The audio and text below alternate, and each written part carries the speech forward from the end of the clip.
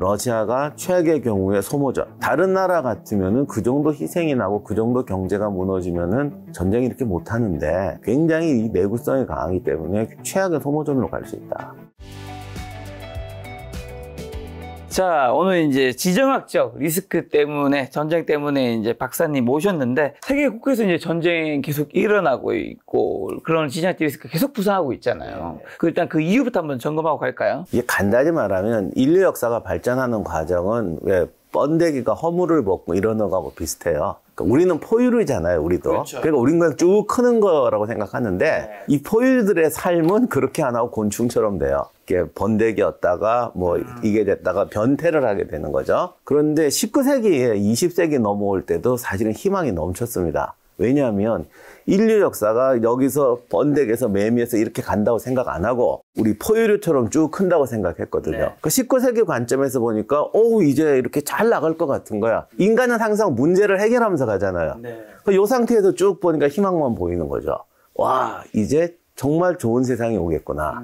그런데 사실은 이만큼 크면은 깨져서 딴 세상으로 간다고. 그래서 그 결과가 20세기의 혁명과 세계대전의 시대였어요. 20세기에서 21세기 올 때도 똑같은 얘기하는 걸 제가 봤거든요. 그래서 이거 아닌 것 같은데 우리는 항상 꽉 찼을 때가 제일 행복해요. 그런데 실제 꽉 차면 바뀐단 말이죠. 그래서 20세기에 만들어온 모든 체제는 이제 한계에 달하고 21세기에 새로운 구조를 만들어야 되는.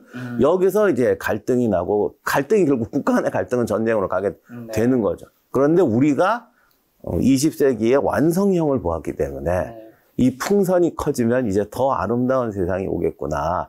라고 생각했던 것이 지금의 쇼크로 오게 된 거라고 저는 생각합니다. 근데 뭐 이런 말 이제 와서 하긴 뭐하지만 21세기일 땐 제가 뭐 그때는 전혀 방송에 나오는 사람도 아니고 뭐 제 얘기 듣는 사람도 없어가지고 그런 얘기를 해도 사석에서만 했는데 결국 20년 지나니까 이제 이게 사람들 눈에 보인 거죠. 자, 최근에 이스라엘 이란 사태 현재 어떤 상황이고 앞으로 어떻게 될까요? 이스라엘 이란은 제가 여기저기 가서 얘기를 하는데 이게 항상 썸네일에는 좀 과장되게 나오니까. 유튜브 썸네일에 좀 과장이 MSG가 좀 깔려있죠. 또 그거 보신 분은 당신 이란 이스라엘 전쟁 난다고 그러지 않냐고 그러는데 저는 그렇게 말한 적 없고 이란과 이스라엘에 그러니까 지금 뭐 이렇게 미사일 날리고 드론 날리고 헤즈볼라도 이렇게 말하지만 제가 누누이 강조한 거는 거의 우리가 말하는 전면전 상태의 전투.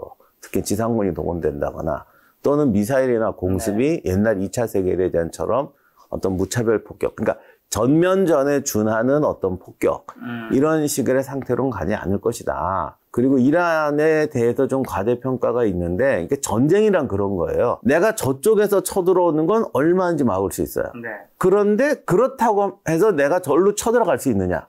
그건 아니라는 거죠. 수송이 훨씬 쉽다는 거죠. 예, 그런데 또 이제 경우에 따라 다른데 비율이 달라요. 그러니까 어떤 분들은 방어전을 했더니 10대 1로 이겼어. 그럼 공격 가면은 뭐 그냥 박살을 내겠네. 공격 못하는 수도 있어요. 그러니까 이게 다른데 이란은 이스라엘을 공격하기에는 정치적 지정학적 리스크가 너무 크고요. 이스라엘도 정치적으로 지금 분쟁 상태를 원하고 국가 긴장 상태를 원하죠. 정권 차원에서는. 하지만 이게 전쟁으로 갔다니 지금 가자 전쟁도 끝이 안 나오는데 전쟁으로 갔다가 이스라엘도 정권에 마이너스가 되기 때문에 이스라엘 애들이 그래도 영리해가지고 가만히 보면은 이 어떤 절묘한 선을 참 잘 왔다 갔다 해. 제가 이걸 이스라엘 편을 드는 게 아니라 걔들이 능수능란하게 한다는 거예요. 그러니까 왜 사기꾼도 요만큼 주고 쏘기는 사람 있고 한 개도 안 주고 쏘기는 사람 있고 정말 줬다 뺏었다 하는 사람 있잖아요. 그런 능력은 탁월해요. 걔들이 옳고 그름을 떠나서. 그래서 이거를 굉장히 잘해서 자충수에 잘 안 빠지는 것 같아요. 자, 그럼 앞으로 전쟁은 안 일어난다는 건가요?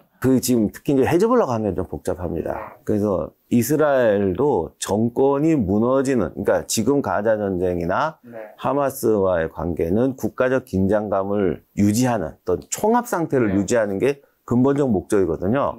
근데 이래가지고 전쟁을 벌였다가 그 총합 상태가 깨져버리는 경우 되게 많아요. 예를 들면 모든 국민이 나를 지지해. 조금 불만이 있어. 그때 전쟁을 하면은 보통 전쟁 초기에 국가는 단합하죠. 근데 하다가 이제 사람들 죽고 원하는 대로 안 되고 그러면 내가 무너진단 말이에요. 그래서 이스라엘이 이런 조절을 지금 절묘하게 하고 있어요. 극한 상태에서. 그렇기 때문에 헤즈볼라 쪽에 침공하고 하는 것은 애매한데 처음 이 전쟁 났을 때 다들 헤즈볼라가 칠 거라고 그랬죠. 야, 이제 이스라엘을 양쪽에서 공격받으면 큰일 날 것이다 라고 주장하는 분들도 많았어요. 여기에 이제 이란까지 가세하면 이스라엘은 끝이다. 이렇게 말하는데 전 시종일관 그렇게 얘기하니까 헤즈볼라도 지금 이게 그만둘 수도 없고 안 할 수도 없어서 치지만 지상전까지 요구하지는 절대로 않고 이스라엘이 막상 지상전으로 들어온다고 그러면 이건 되게 지금 걔들도 안 좋아. 그렇게 헤즈볼라가 지상군을 동원해서 이 상에 선을 넘는다는 거는 힘든 일인데 오히려 헤즈볼라가 이스라엘을 과하게 그러니까 본인이 할 수 있는 역량 이상으로 하고 있는 거죠. 그래서 이스라엘이 오히려 헤즈볼라를 치는 게 최대치로 나가는 건데 거기서 지금 힘 조절하고 있는 상태고 이란하고 전면으로 붙는다는 것은 거의 불가능하다고 저는 봅니다. 다만 이번에 그 테헤란 사건도 사실 누가 어떻게 된 건지 모르겠지만 이 싸움이라는 게 나는 요만큼만 하겠다고 툭툭 던지다 보면 자기도 모르게 치게 되잖아요. 근데 그게 조절이 잘 안 되니까 그런데 본인들의 중심의 마음은 이 선 이상을 넘어갈 마음이 없는 거죠. 제가 볼 때는 오히려 지금 제일 조절이 안 되는 건 헤즈볼라인데 헤즈볼라도 어쩔 수가 없는 게 있긴 하지만 이스라엘이 오히려 과감하게 친다면 헤즈볼라를 칠 가능성도 있고 그러다 보니까 이란이 또 그럼 우리도 친다는 식으로 이렇게 좀 마음 이상으로 세게 치게 되고 이러다가 이번에 그 한이 암살은 이제 어떻게 된 건지 모르겠는데 하여간 여러 가지 이렇게 막 속셈이 복잡한데 치다 보니까 힘 조절이 잘 안 되고 이러다가 진짜로 싸우면 이게 넘어가면 안 되는데 이러면서 지금 복잡한 관계라고 저는 봅니다. 자, 더 복잡한 것이 이제 또 러시아 우크라이나 전쟁인데 아직 안 끝났어요. 거의 이제 3년쯤 돼간 것 같은데 언제 이제 어떻게 끝날까요? 이게 우크라이나 전쟁은 이건 또 큰 전쟁이잖아요. 그래서 제가 정말 드리고 싶은 말씀이 있는데 중간에 이게 극적인 상황이 벌어지니까 제가 몇 번 평론을 이렇게 한 적이 있어요. 그랬더니 사람들이 너 말 바꾼 거 아니냐 이렇게 말하는 분도 계시고 아니면 이제 또 이제 이 편이 갈려 있으니까 요 말을 딱 트집 잡아갖고 당신 이렇게 말하지 막 이렇게 그냥 밀고 나오는 분이 있는데 저는 시종일관 똑같이 얘기했어요. 그 주어진 상황에 대해서 얘기를 했던 것 뿐이지 큰 틀에서는 똑같이 얘기했는데 3년 전에 이 전쟁 처음 났을 때 3가지 얘기를 했었죠. 이 전쟁이 이제 어떻게 진행되고 중간에 이제 정말로 예를 들면 땅을 요만큼 먹고 끝날지 이만큼 먹고 끝날지 몇 월 며칠에 끝날지 이건 우리가 말할 수가 없다.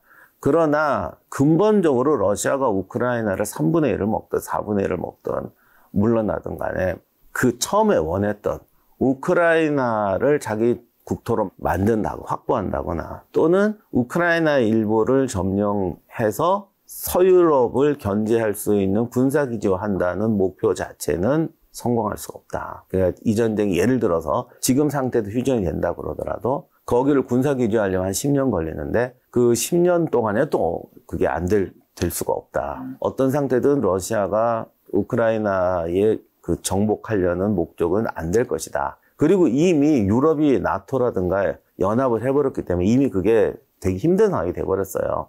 그 다음 또 하나는 우크라이나 그렇다고 러시아를 완전히 밀어내기는 쉽지 않잖아요. 그러니까 이 전쟁이 끝나려면 2가지 방법밖에 없는데 러시아가 포기하는 수밖에 없어요, 사실은. 근데 러시아가 포기하려면 2가지 전제가 필요한데 러시아군이 예를 들면 우크라이나군에게 큰 패배를 한번 당한다거나 해서 러시아 국내 여론이 더 이상 이거 전쟁을 해서는 안 되겠다라는 게 나온다면은 이제 끝날 수도 있다. 그다음 또 하나는 최악인데 러시아가 이게 사실 러시아가 이게 내구성이 굉장히 강한 나라거든요. 우리 같은 민주주의 국가도 아니고 옛날부터 러시아 국민들이 또 정복하는 말은 참 잘 들어요. 그리고 아직 그렇게 우리가 생각하는 근대적인 국가는 아니에요. 국민의식이라는 면에서. 그러다 보니까 러시아가 최악의 경우에 소모전.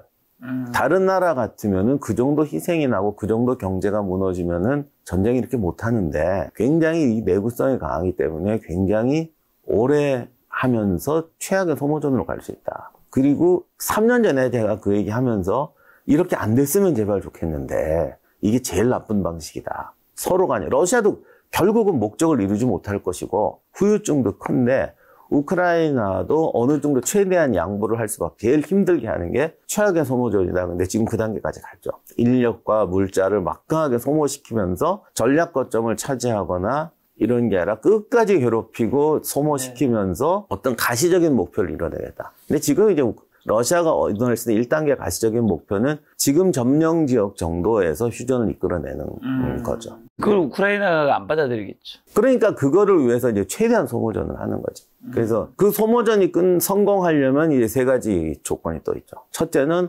서방이 이제 더 이상 우리도 못하겠다. 이렇게 해서 지원이 끊어지는 거고. 두 번째는 지금 약간 우크라이나가 그 얘기가 나죠. 우크라이나의 저항 의지가 상실되는 거죠. 여기 저항 의지가 상실되는 두 가지 경우가 있는데 하나는 국민들이 못하겠다. 그냥 휴전하자. 이렇게 하는 경우와 병력이 소모되는 경우죠. 그러니까 물자가 소모되는 경우와 병력이 소모되는 경우인데 물자가 소모되는 건 서방 측의 지원이 끊어지는 거고 물자가 소모되는 건 우크라이나 국민들이 이제 더 이상 지원을 안 하는 거예요. 근데 그게 생각처럼 쉽게 되지는 않을 거라고 생각하는데 중간에 특히 이제 미군이 잠깐 정치적 이유로 지원을 끊으면서 이 문제를 이제 더 힘들게 했어요. 그러다 보니까 러시아는 희망을 가지고 더 장기 소모전으로 갈 수 있게 됐고 우크라이나는 이제 상당한 병력 손실을 보면서 지금 좀 고전하는 상이 왔는데 그렇다고 해도 지금 당장 뭐 우크라이나가 항복하고 러시아가 뭐 밀고 들어가 이런 상황은 아니기 때문에 아무리 가을 정도 가서 또 상황을 한번 봐야 될 것 같아요. 그럼 러시아 전쟁에서 이기는 방법 중 하나가 유럽과 미국이 지원이 안 하는 건데 우크라이나에 유럽과 미국의 지원이 끊기는 게 가능한가요? 이제 그게 사실 이런 부분까지 예측한다는 건 쉽지가 않아요. 네. 그러니까 전쟁이란 게 그렇잖아요. 예를 들면 뭐 수송전을 하거나 뭐 고지전을 해요. 힘들고 어려운 상태에서 막 정말 오줌까지 받아먹어서 싸우고 막 이런 전투회의가 있잖아요. 그러면 이제 보면 싸우다 보면 알아. 야, 쟤들은 그냥 죽을 때까지 할 것 같다. 우리도 포기 안 한다. 여기까지는 알아. 근데 몇 월 며칠 날 포기할까? 제가 손가락이 잘리면 포기할까? 팔다리가 떨어지면 포기할까? 소대가 절반이 나오면 포기할까? 3분의 2가 나오면 포기할까? 이것까지 맞추는 건 쉽지가 않아요. 다만 이제 이 정도까지는 하는 거죠. 쟤네들은 그냥 A급, 특별한 뭐 급. 저것들은 그냥 총 몇 방 쏘면 항복할 거야. 이런 바운더리까지는 설명할 수가 있는데 이게 지금은 이제 전쟁이 많이 진행됐기 때문에 어디까지라고는 정확히 못하겠지만 처음에 사람들이 유럽이 적당히 도와주다 끝낼 거다. 절대 아니라고 그랬거든. 왜냐하면 유럽의 역사에서는 러시아와 유럽의 이 긴장 관계라는 건 우리가 남북한이나 과거에 일본, 중국 하는 거하고 비슷해요. 그래서 우크라이나를 러시아가 완전히 점령하고 다시 옛날같이 바르샤바 조약 끼고 만들듯이 동유럽 쪽에 이걸 가져오면 서유럽 나토는 완전 재무장 들어가야 되거든요. 그걸 건드려버렸기 때문에 지금 유럽이 재무장 자체는 이미 공론화가 됐는데 문제는 이제 유럽도 옛날 유럽 같지가 않아서 이미 인구의 상당수가 비유럽계들도 많고 그리고 좀 세상이 좀 변해서 사람들이 좀 그런 거에 대해서 아직 안 겪어본 세대들도 많고 그러다 보니까 어떤 전쟁 군사력을 확대한다는 게 그 국민의 고통을 얼마나 감수할 수 있냐는 건데 그 부분에서 머리는 이해해도 마음으로 이해 못하는 경우가 많잖아요. 그렇죠. 이거 우리 뭐와 같으냐면 내일 시험이니까 공부해야 된다. 근데 놀고 있어. 근데 그렇죠. 사람들이 그렇지 않아요. 우리 다 해봤잖아. 다 해봤어요. 그래서 거기다 1시간 투자하느냐 10시간 투자하느냐의 차이예요. 근데 그걸 어떻게 알아? 자기도 모르잖아. 사실 자기도 몰라요. 그렇기 때문에 이거는 이제 다만 이제 그렇게 가겠다. 유럽이 처음 이 전쟁 날 아이고 저것들 적당히 도와주다 끝내겠지 수준이 아니라는 거는 이제 증명이 됐잖아. 그때 지금까지. 그리고 이제 독일이나 영국 이제 주요 국가들은 그 국방비 증액한다는 것도 다 이게 마음에 동의는 했어요. 근데 이제 실제 실행 과정에서 어려운 일들이 벌어지고 있는 거죠. 자, 그러면 러시아나 우크라이나가 한국에게 바라는 게 있나요? 점점 커지는 것 같아요. 이 전쟁이 한국을 이상하게 만들었다면 표현이 이상한데 어떻게 보면 굉장히 수혜 국가로 만들 수 있는 상황을 초래해버렸고 방산주 같은 네, 그런 거 한국이 이럴 줄은 누가 알았겠어. 저기 처음에 폴란드에 전차 자주포 수출할 때만 해도 진짜 그 방면 전문가분들도요. 진짜 급하니까 사나보다 생각했거든요. 예를 들면 여기 제 앞에 모니터 있지만 이 모니터도 왜 좋은 거 뭐 다 있잖아요. 근데 내가 돈 있어. 그래서 이거 사고 싶은데 그 물건이 없어. 근데 당장 내일 촬영해야 돼. 뭐 사야죠. 조금 그렇게 생각했어요, 다들. 근데 하다가 보니까 이게 무기란 건 또 그렇습니다. 만든 사람도 잘 몰라요. 지금 우리 왜 자동차 같은 거 팔 때 보면 정말 자동차 만드는 분이 테스트 얼마나 많이 해요. 어마어마한 돈 들여서 상상 초월하게 해요. 근데 이게 고객한테 들어갔을 때는 그렇게 그 유명한 회사 차도 막상 고객한테 가면 반응이 다르게 나오거든. 맞아. 그리고 뭐 이런 줄 몰랐다든가 뭐 이게 위아래 퍽퍽 가는데 한국도 사실 실전에 들어간 적이 없잖아요, 우리나라 무기가. 그래서 이제 실제로 갔더니 전혀 예상 밖의 평이 막 나오고 뭐 이렇게 돼서 갑자기 그냥 입소문 같은 건가요? 아니 고객 후기. 나도 좀 의아했어요. 왜냐하면 그 세계 무기 시장에서 사실은 전쟁을 오랫동안 안 했잖아요. 그렇죠. 전쟁을 오래 안 했어요. 그러다 보니까 독일 무기 같은 건 지금 되게 웃기는 게 뭐냐면 독일은 뭐 아다시피 뭐 우리도 다 독일 전차 이러면 왜 독일제라고 그러면 약간 환상이 있잖아요.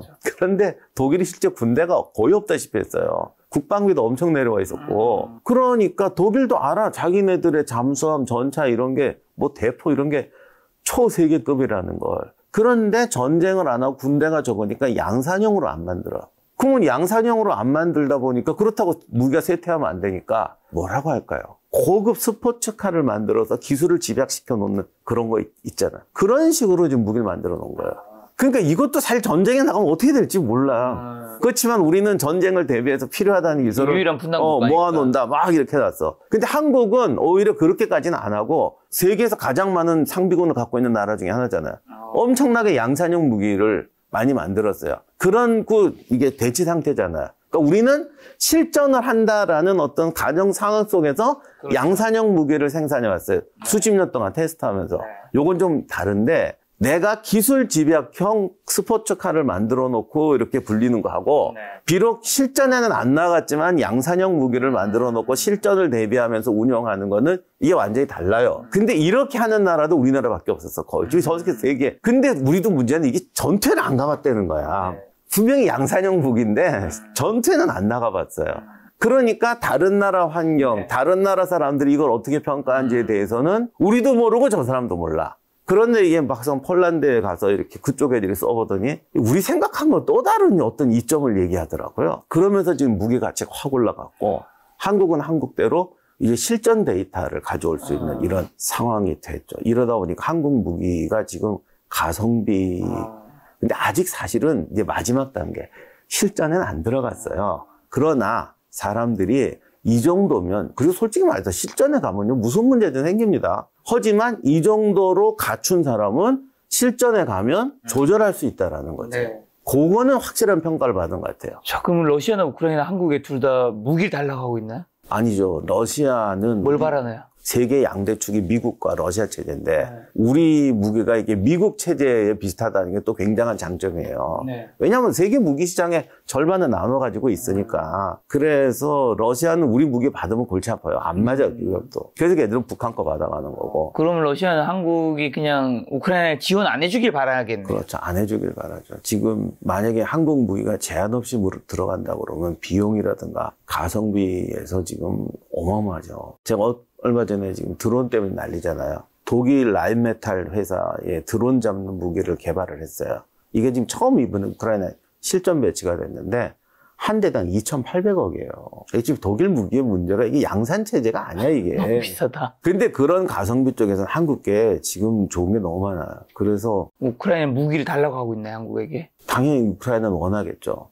근데 한국은 지금 좀 솔직히 눈치 좀 보는 거고. 만약에 진짜 우리가 중국하고 소련하고 안 가까이 있고 한 호주쯤에 있었으면 지금 아마 뭐 대량 원조다 그랬을 거예요. 근데 지금 지정학적 리스크 우리가 지정학적 리스크는 한국이 제일 크니까 어떤 의미로. 그렇죠. 러시아, 북한, 중국 이렇게. 예, 그러니까 이제 뭐 그럴 수밖에 없는 상황이 있는 거죠. 대신에 어떤 의약품이라든가 그런 흔히 말하는 비살상 무기 물자는 꽤 많이 지원되는 걸로 알고 있습니다. 그럼 한국이 혹시나 우크라이나에 무기 지원을 할 가능성이 있는지랑 실제로 하게 되면 러시아는 한국을 좀 압박을 가하겠네요. 근데 그거는 미국도 원치 않을 것 같아요. 우리는 무기가 좀 라이센스 이런 게 여러 가지로 섞여 있기 때문에 우리 마음대로 할 수 없는 게 있는데 뭐라고 해야 될까? 한국 무기가 만약에 우크라이나 전선에 들어가게 되면 이게 중국, 북한, 이 한반도, 일본, 대만 지금 여기가 이게 지금 싸움이 안 나서 그렇지. 우리가 그냥 쉽게 말해서 저희가 지금 뻥뻥 터지고 있으니까 그렇지 이렇게 터지지 않은 폭탄줄을 보면 여기가 세계 최고의 화약고예요. 중동의 화약고가 아니야. 그러다 보니까 사실은 다 긴장하고 조심해요. 뭐 미국, 소련은 신경 안 쓰나? 그래서 뭐 미국이 한국 무기가 우크라이나에 들어가는 거에 대해서 부담스러워한다는 건 단순히 우리 무기 시장을 뺏지 마 이런 게 아니고 이게 연쇄 반응을 일으키기 때문에 미국도 그런 연쇄의 선이 지금 중요하거든요. 그러다 보니까 원치는 않을 거예요. 북한 무기나 포탄이 러시아에 들어가고 있잖아요. 지금 어떻고 실제로 뭐 품질이 굉장히 안 좋다, 불량품이 굉장히 많았다, 뭐 이런 얘기 막 들려요. 근데 사실 지금 우크라이나에서 벌어지는 좀 현장의 소리는 정확한 보도가 없는 것도 많고. 그러니까 예를 들면 무기라는 게 항상 불량품이 있죠. 그리고 뭐든 문제가 있어요. 그리고 세상에 격파되는 탱크, 불발 안 나는 포탄, 없죠. 오발 안 나는 미사일이 어딨어. 그러니까 그걸 좀 통계적으로 정확히 알아야 되는데, 북한 무기의 품질 내 균일성이 떨어진다는 거는 뭐 솔직히 그건 예상하고 있던 일이에요. 그러나 이제 어느 정도 비율인지, 그리고 또 그게 사정이 여러 가지가 있거든요. 예를 들면 재고 폭탄이 너무 많아요. 네. 재고가 왔을 때 불량률이 나는 것과 현재 공장에서 가동하면서 만드는 거의 기술 품질 수준은 또 다를 수가 있어요. 그 다음에 또 덕분에 뭐 소련의 지원도 받고 그런 기술 지원은 좀 들어갔다고 그러더라고요. 네. 그리고 사실 북한이 우리한테서 빼내가는 게 어마어마하게 많아요. 이게 진짜 이게 위험한 건데 어제도 보도가 나왔는데 엄청나게 빼가요 지금. 그 해킹 이쪽이 너무 안이하게 지금 준비를 해가지고 그냥 털려. 그냥 저기 내 물건 꺼내듯이. 그러다 보니까 북한도 옛날에 만들어 놓은 포탄 무기와 지금 생산하는 거의 수준 차이는 많이 난단 말입니다. 그러니까 그런 부분은 우리가 그냥 일반적으로 쟤들이 우리만큼 정밀하고 품질이 균일하지 않을 것이다. 과거 제품과 지금 제품의 차이가 많이 날 것이다. 이 정도는 이해할 수 있는데 중요한 건 지금 기술이잖아요. 지금 기술. 그런 부분에 대해서는 정확히 알기가 좀 힘들고요. 그 우크라이나도 지금 제가 아는 분이 지금 우크라이나 중군 기자로 한번 가시려고 하는데 허가가 안 나와. 위험하니까. 근데 위험한 거는 이해하는데 위험한 직업이 있다고요. 필요한 직업이 있고. 네. 근데 우리나라는 나 정말 과잉 간섭이야. 어떤 분이 기차 타고 가다가 사고가 나도 국가가 책임을 지겠다. 우리는 되게 좋아하지. 그래, 그거 되게 훌륭한 자세야. 아니죠. 개인의 자유라는 것은 남을 해칠 수 있는 자유까지 포함되지는 않지만 국가가 무한 책임을 느낀다는 건 국가가 무한적으로 간섭한다는 얘기예요. 그것도 결코 옳은 건 아니죠. 근데 요즘 우리가 좀 잘못 생각하는 것 같아. 내가 식당에서 밥을 먹다가 뭐 좀 안 좋은 게 들어왔으면 정부에서 잘못한 거 아니냐, 관에서 잘못한 거 아니냐. 굉장히 당연한 권리 갖고 나한테 이득이 될 것 같지만 그런 걸 과잉으로 해서 국가가 과도한 간섭과 규제가 들어와서 우리 스스로를 갉아먹는데 그런 거는 생각 안 하는 거지. 자, 그리고 푸틴이 핵을 쏠 수도 있다고 협박하던 시기도 있었잖아요. 지금도 하고 있죠. 네. 근데 실제로는 못 쏘는 이유랑 앞으로 실제로 쏠 확률은 사실상 거의 없지 않나요? 이거 쏘면 뭐 이게 전 세계에서 다 압박을 가할 수밖에 없는 거니까. 그렇긴 해요. 그런데 이게 참 웃기는 게 우리가 이제 개인의 싸움과 네. 국가의 싸움을 보면 이건 차원이 다르잖아요. 네. 애들이 뭐 때려봐 이러는 거 하고 국가가 나 때릴 수도 있어 이러는 건 우리들이 어떻게 생각하면 아 이거는 그냥 애들이 노는 거 하고 이게 수준이 다르지 않냐 라고 생각하는데 이게 어떨 땐 또 비슷해요. 그러니까 이걸 정말 어떻게 설명할까요? 예전에 아주 학식 있는 분이 싸우는 광경을 내가 한번 본 적이 있거든요. 실제로 이렇게? 거기까지는 아니고 이렇게 막 노발대발 하면서 막 이제 이렇게 하는 거 몸싸움까지는 안 갔지만 어쨌든 이렇게 막 서로 막 이렇게 말다툼하고 하는데 그때 어떤 분이 이제 뭐 내가 싸운 건 아니니까 갑자기 충격을 받아요. 나를 끌고 나가더니 정말 자기 충격받았다고. 저분이 저럴 분이 아닌데. 아니 왜 이렇게 유치하게 말도 안 되는 이런 행동을 하냐는 거야. 그래서 그날 뭐 무슨 회의였는데 조금 싸움이 날 것 같은 분위기는 있었어요. 근데 이 분이 다른 관계자분들이 또 최고로 배우신 분들이고 점잖은 분들인데 그러니까. 좀 합리적으로 싸우겠지라고 생각을 했는데 이게 뻥 터지니까 박사 교수님이지만 그냥 말도 안 되는 논리 가지고 막 이러는 거야. 이분이 이거 손을 댈 수가 없는 거야. 근데 아니 웃으면 얘기 죄송한데 국가 간의 전쟁도 이런 게 있다니까. 아 이게 때려봐 쏜다 다르겠지라고 생각하는데 이게 싸움으로 가면 또 안 그럴 수가 있어요. 그래서 기본적으로 말씀하신 것처럼 핵이라는 건 궁극의 무기인 동시에 최후의 무기도 아니고 자멸적, 너와 내가 같이 죽는 그렇죠. 무기예요. 그래서 생각처럼 쉽게 쏘길 수는 없고요. 그리고 핵이라는 게 진짜 한 방 터뜨려가지고 정말 다 해결할 수 있다. 그러면 또 유혹에 넘어갈 수도 있는데 핵이 뭐 하나 터진다고 뭐 한 나라가 없어지고 또 생각처럼 또 그렇지도 않습니다. 진짜 무서운 건 전술핵 같은 거예요. 예를 들면 총공세를 하는데 어디 한 군데 구멍을 뻥 내버리고 밀물듯이 들어가 버린다. 뭐 이런 것이 더 위험한 것인데 굉장히 다양한 기술적 요인들이 있습니다. 그래서 지금 오히려 겁내는 건 그런 전술핵의 사용이죠. 생각해보니까 근데 이제 러시아는 우크라이나에 점령하고 싶은 거잖아요. 그렇죠. 그 영토를 안 쓰겠다는 게 아니라. 그렇죠. 그런 문제. 근데 핵을 쏘게 되면 사실 영토를 몇 년 동안, 수십 년 동안 못 쓰는 거잖아요. 방사능 때문에. 그것도 그렇고, 아니, 근데 그게 예를 들면 그것도 핵 하나가 터져갖고 막 우크라이나 절반을 못 쓰게 되고 이런 거대한 폭탄이 터지는 게 아니라 예를 들면 전선에서 일개 사단을 전멸시키고 그걸로 뚫고 간다 뭐 이런 식으로 하겠다는 전술핵에도 무슨 다양한 용도가 있어요. 그런데 일단 핵이 터져버리면 지금 러시아가 가장 기댈 수 있는 중요한 것 중에 우크라이나 먹는다고 끝나는 게 아니잖아. 유럽의 어떤 국방체제라든가 어떤 군사적 단합을 저지해야 되는데 지금도 믿는 게 이번에 프랑스도 선거할 때 보면은 우크라이나 지원하지 말자. 우리도 먹고 살기 힘든데 이런 정파가 항상 있는데 핵이 터지면 다 뭉치는 거죠. 다 뭉치는 거예요. 이게 사실요. 국방비 0.1% 올리는 게 보통 힘든 게 아니에요. 특히 유럽은 복지 비용이 엄청 커가지고 지금 이탈리아가 0.01%를 못 올려요. 이런 상황인데. 네. 근데 핵이 한번 터졌다. 그럼 뭐 0.1%가 문제겠어요. 진짜 예를 들면 저도 좀 있으면 뭐 지하철 무료 승차 온대. 핵이 터졌다. 이거는 하겠다. 사람들 그 정도, 근데 그것도 안 하겠다면 그러면 그 나라는 존재할 가치가 없는 나라야. 근데 사람이 왜 안 그러겠어요, 진짜. 이게 거기다가 한 발 터지면 방사능 밀려온다, 들어간다 하는데 사람들이 지하철 무임승차권 포기하겠어. 그 소리 안 할 것 같아?